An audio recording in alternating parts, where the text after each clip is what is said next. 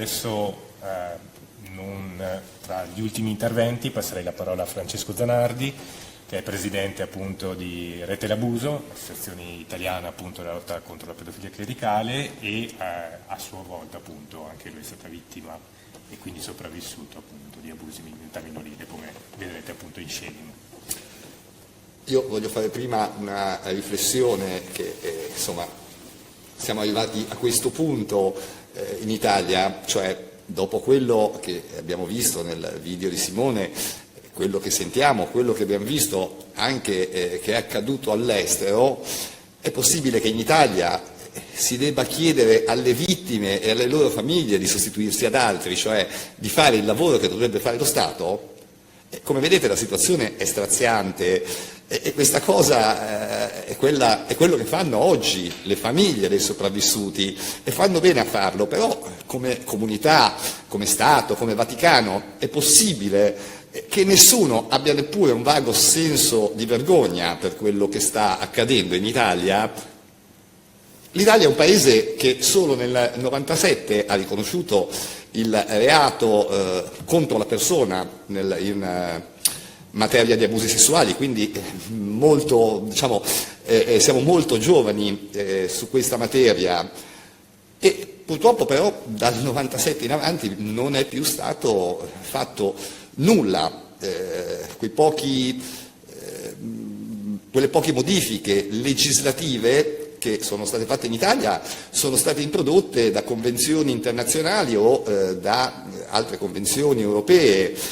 Di fatto però sono state introdotte anche molto male, direi. Mancano in Italia uno degli strumenti che è stato introdotto, perché ne abbiamo davvero pochi, è l'unico strumento che potrebbe essere utile in materia di prevenzione, perché qui si parla di prevenire, non di mettere poi un tampone al danno. E appunto una delle introduzioni che è arrivata in Italia grazie alla Carta di Lanzarote è stato il certificato antipedofilia, che però in Italia il legislatore ha lasciato scoperto solo in Italia tutta la categoria del volontariato, al quale è vero che appartiene anche la Chiesa, ma il volontariato è ben più della Chiesa.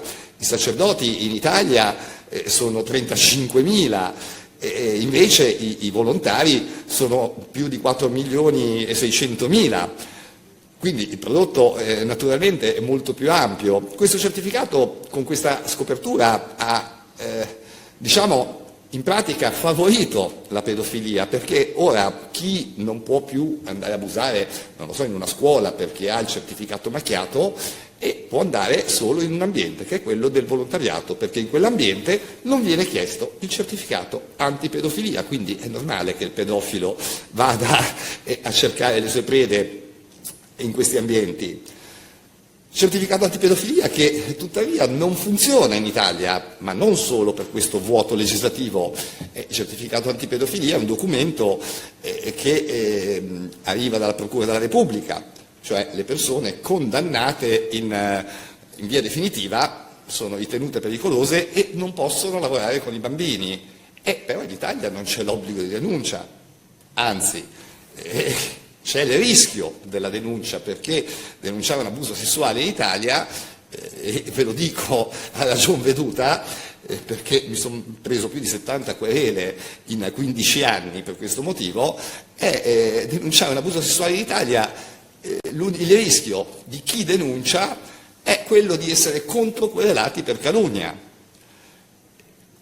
Invece l'introduzione dell'obbligo di denuncia, che in Italia in realtà esiste ma è limitato solo ai pubblici ufficiali, quindi basterebbe estenderlo a tutta la popolazione, è una cosa fondamentale in questo caso. In Italia mancano anche i dati però, perché secondo l'Istat, guardando i dati del 2022, in Italia ci sarebbero stati solo 6.800 casi di violenza contro i minori. È un dato impossibile, e parliamo di violenza non sessuale, violenza fisica, violenza psicologica, cioè vari tipi di violenza. Abbiamo chiesto più volte i dati anche all'Osservatorio nazionale, non li hanno. non hanno nessun dato e ci si è resi conto che abbiamo più dati noi come associazione Rete l'Abuso che lo Stato. E qui ci chiediamo come fa lo Stato ad affrontare un problema quando non ha neanche coscienza dell'entità del fenomeno. È un qualcosa di insomma, quasi paradossale. Abbiamo realizzato riguardo ai dati un sistema online che è sul nostro sito, si chiama Abus Tracker, e è un sistema che anche se sta funzionando diciamo, in incredibile difetto, perché abbiamo scelto di utilizzare solo i dati, in questo caso dei sacerdoti condannati, e vedere quante vittime questi avevano prodotto. Ebbene, il dato è presto fatto. Aspettate che lo trovo. Ecco, abbiamo 362 sacerdoti hanno prodotto 1576 vittime in Italia. Ora facciamo un piccolo ragionamento che ho anticipato prima. I volontari, perché qui stiamo parlando non tanto della Chiesa o dei laici, no, qua parliamo del problema, che è un problema, noi abbiamo fatto questa analisi sui dati della Chiesa perché quelli abbiamo. I dati dei laici lo Stato non li ha, quindi non sapevamo dove prenderli, toccava fare qualcosa di davvero molto improvvisato e abbiamo preferito di no. Comunque, dicevo, i sacerdoti in Italia sono 35.000 circa secondo la CEI, e invece i volontari che godono dello stesso vuoto legislativo al quale i preti pedofili sfuggono, i volontari sono più di 4 milioni. E il prodotto, se tanto mi dà tanto, è enorme. Io direi che ho chiuso qui, ecco, per il momento. Grazie Francesco. E adesso invece passerei